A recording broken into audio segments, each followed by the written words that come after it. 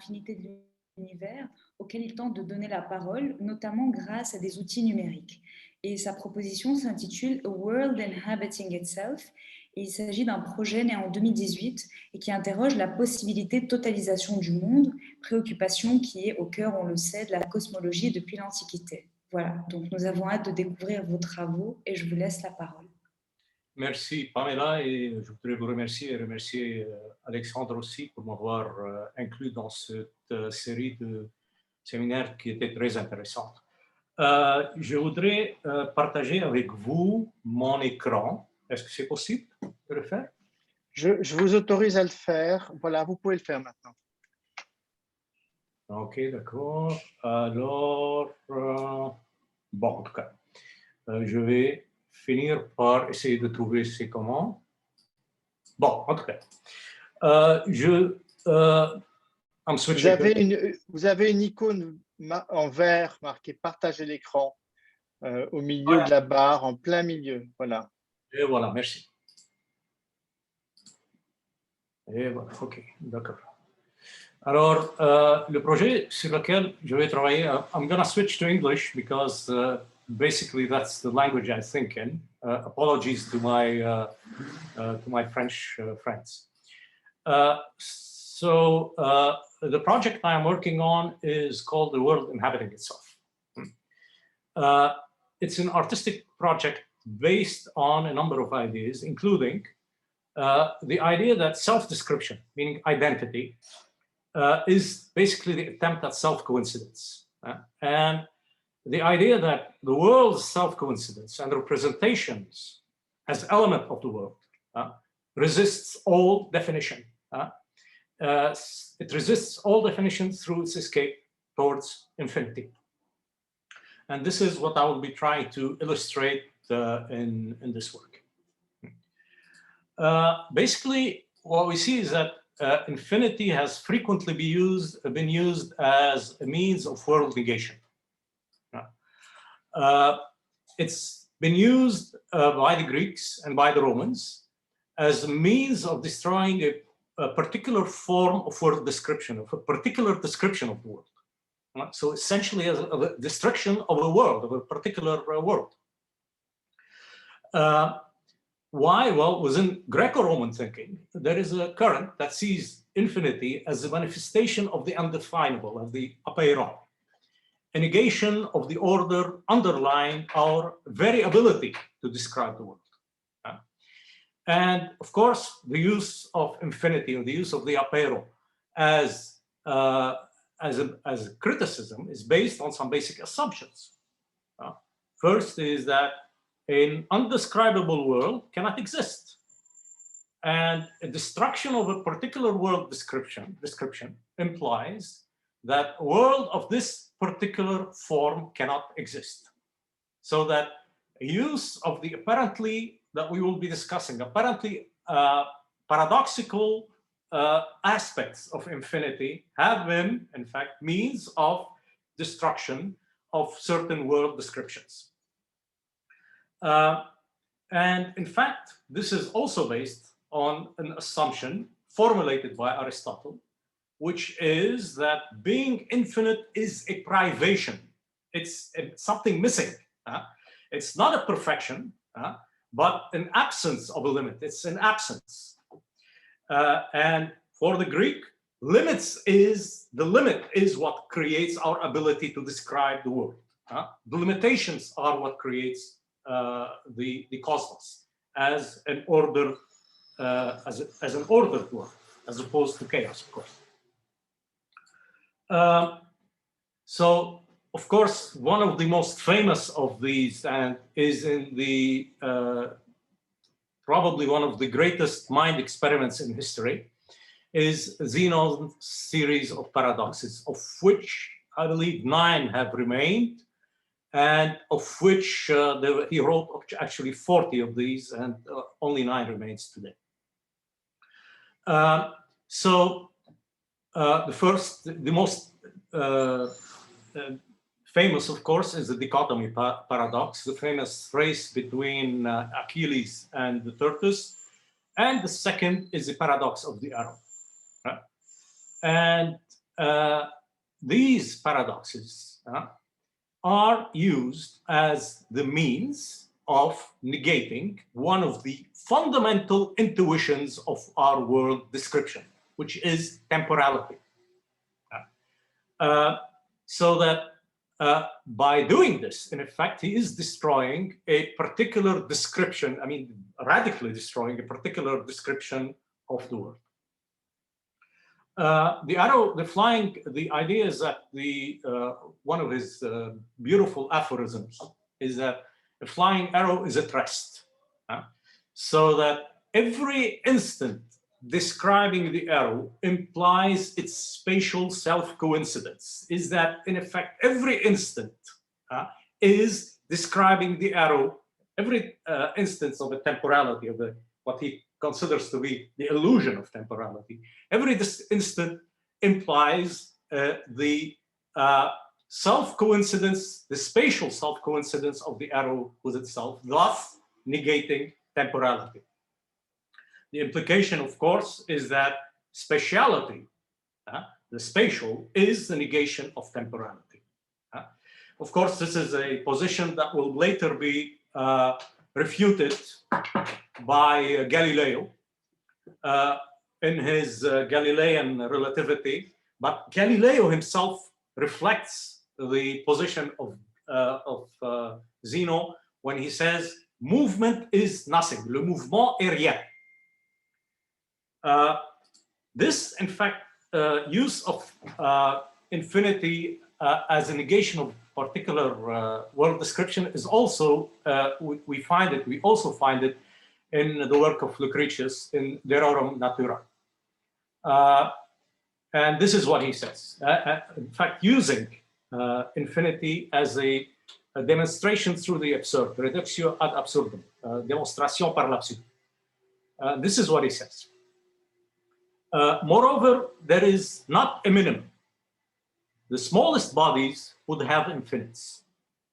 Since then, half of a half could still be halved, with limited divisions less and less than what the then he asks, what the difference between the sum and the least, between the greatest and the smallest? None. However, for however the sum, even the smallest, will consist of the same amount of infinite parts. What does this mean? Well, to synthesize what it means, an infinitely divisible world would imply this exact same amount of information on every level. It would be a negation of a basic constituent of our world description, meaning the difference between the large and the small. And a negation between the large and the small is, of course, a negation of proportions. And proportions are one of the basic foundations of geometry, of our geometrical understanding of the world. So that we would be, in fact, destroying the geometry of the world. Furthermore, this would imply a destruction of any hierarchically organized representation of reality. And this hierarchy is not, of course, simply related to social organization. It's also related to knowledge. We, in very many instances, organize our knowledge of the world hierarchically. So this view of infinity as privation, as an absence is transformed under the influence of Plotinus, of course, with Augustine's view towards something different.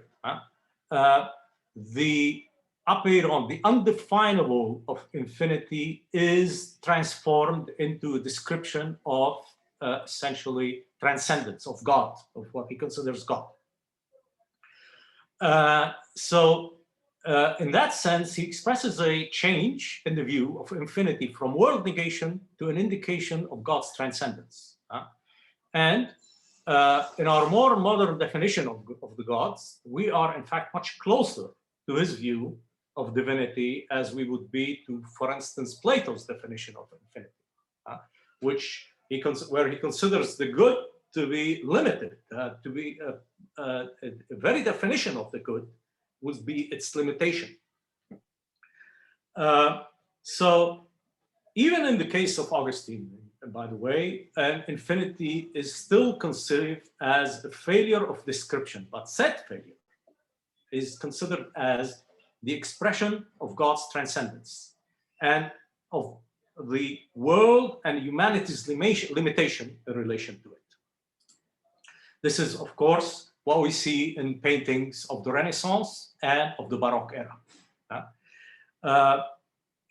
where the vanishing point of perspective, which is when you're creating a three-dimensional illusion, there's something in perspective called the vanishing point, and where all the parallel lines meet. So essentially, the vanishing point is placed, as you would notice here, by Leonardo, right in the middle of the head of his divinity, of Christ.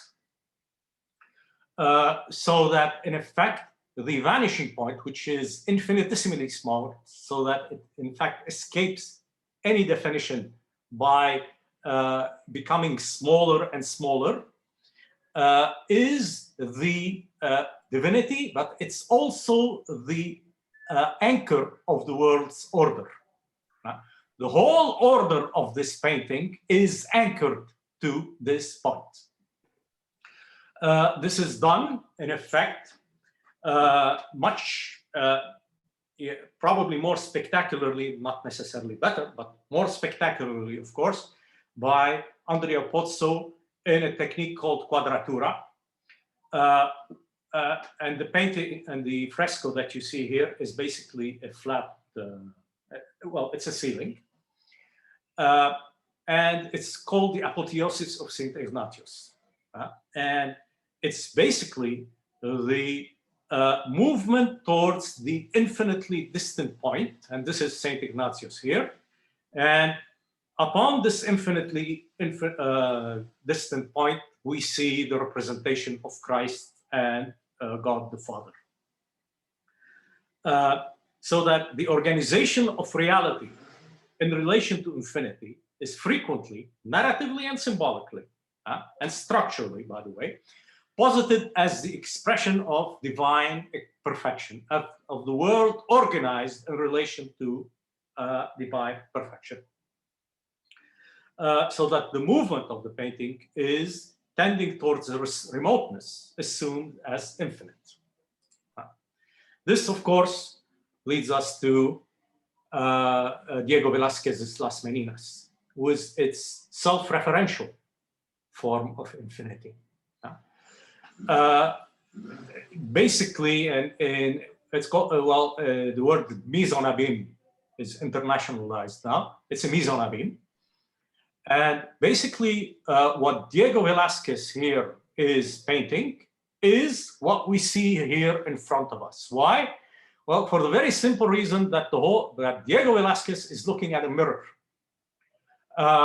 So that what Diego Velázquez is painting here is this.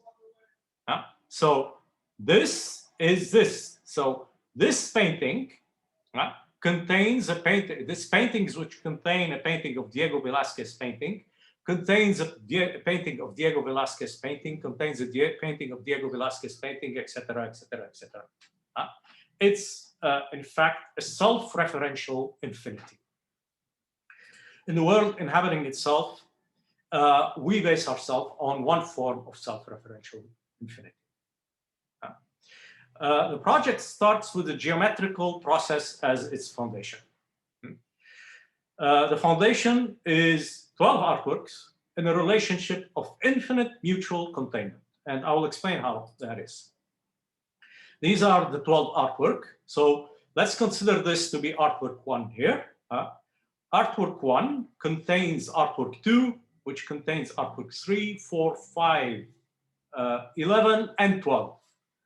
which leads to an infinite loop of mutual containment, meaning 1 contains 2 to 12, 2 contains 3 to 1, 3 contains 4 to 2, 12 contains 12 to 1, which leads to containment of containment, meaning 1 contains the 2, that contains the 3, 4, 5, 6, and the 1. So it contains the painting that contains it. 2 contains 3, 4, 5, 6, 1, and 2. So 2 contains 3, which contains it. 3, etc. Right? And all of them are, in effect, in a circular relationship. So there is no hierarchy between them. Which leads us, in effect, to containment of containment of containment ad infinitum. 1 containing 2, which contains 3, which contains 4, which contains the 1 containing 2, which contains 3, which contains, etc., etc., etc. So, in effect, each image starts with the image before it, so that, in effect, each image is self-referencing every other image. And the initial image then goes through aesthetic, intuitive manipulation in order, hopefully, to escape mathematical formalism. I will play this video. I'll play 1 minute of it. The technical work was done by Bassem Daouk, and he's the musician who organized the Bach's. I use Bach's canon, never-ending canon, in the musical offering, precisely because it has this circularity. So this is.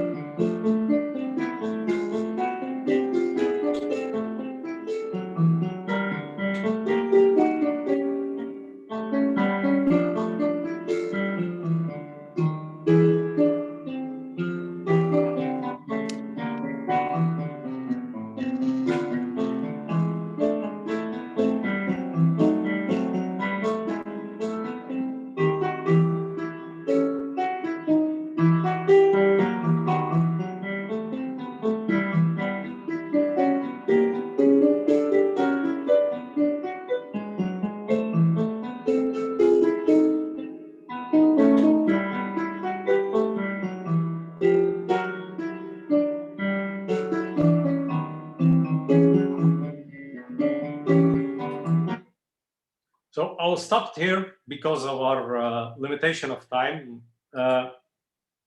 So what we see here is that every statement, meaning every painting, contains the totality of all other statements, including the ones pertaining to itself. So the form of infinite mutual containment is proposed intuitively and fully hypothetically as the expression of an underlying principle determining consciousness as a world-building activity.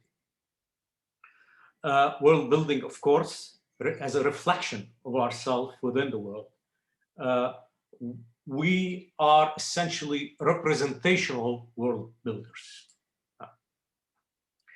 And the self-coincidence as the foundation of our comprehension of the world is fundamentally incomprehensible as expression of totality, because it infinitely escapes its own self-containment towards an infinitesimal point. Then this is what I was hoping to express in these paintings. From within this representation, the time and space of this representation's perceptions are only partial manifestations of its interiority. No external view is possible because the very act of exteriority, the passage from one artwork to the other, implies an infinitely self-escaping, fugal self-containment. And every artwork as an instant of perception contains all the artworks as past and future instances. And this is a conception of both time and every instant of time as containing all of the information about the past and potential futures. What this means is a conception of time where every instant is a situated reflection of the totality of all other instants. Based on this process of mutual containment, I compose interrelated variations. Within this interrelated variations, two other elements came. Is that first I accepted an exteriority to the interior circular structure, and then I added the issue of the integration of text, the integration of aphorisms that I constantly write, which are themselves word descriptions. So what was here is the attempt to combine text and images, two of our basic forms of human representation of the world, and a sort of conversing two forms among themselves. The basic model, of course, is the fugue, which is a deeply geometric musical form, deflecting the auto-reflective characteristics behind the emergence and the activity of consciousness. The fugue as essentially is viewed here as patterns reflecting each other and as angled reflections of their own mutual reflections. So that akin to the fugue, I create processes determining geometrical variation within which intuitive aesthetic choices occur as pattern creation, self-similarity, and recursion. And in this, perhaps, hopefully, imitating the emergence of self-consciousness at the world anchor. Similar process based on circular forms determines a related series of artworks. And these artworks, in fact, are not separate from the project. This is a continuity of this. They are, in fact, they enter in conversation with each other. And this is, in fact, the artwork I am working on right now. So, what was the objective of all of this?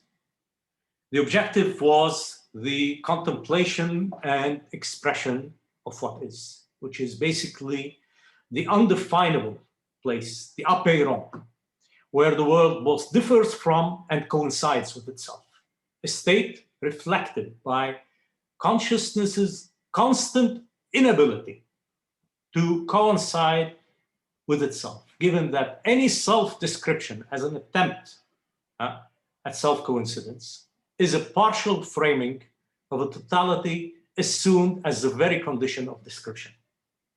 Is a partial division of a totality assumed as the very condition of description. And divided totality is no longer totality. And what the project hoped to do was imply a circularity between description and described as the condition of description. The act of creating the world that is creating us. Thank you.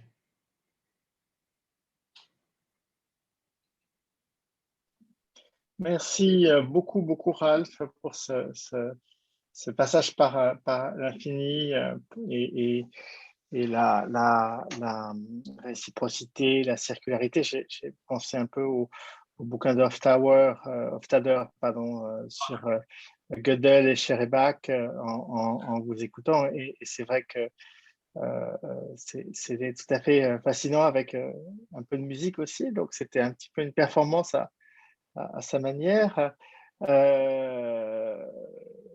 Voilà, je pense que vous pouvez désactiver votre capture d'écran. Oui, j'essaie de le faire là. Alors, je vais, désolé pour mon, je ne sais pas pourquoi. OK, on va le faire très facilement. Voilà. Sinon, je vais le faire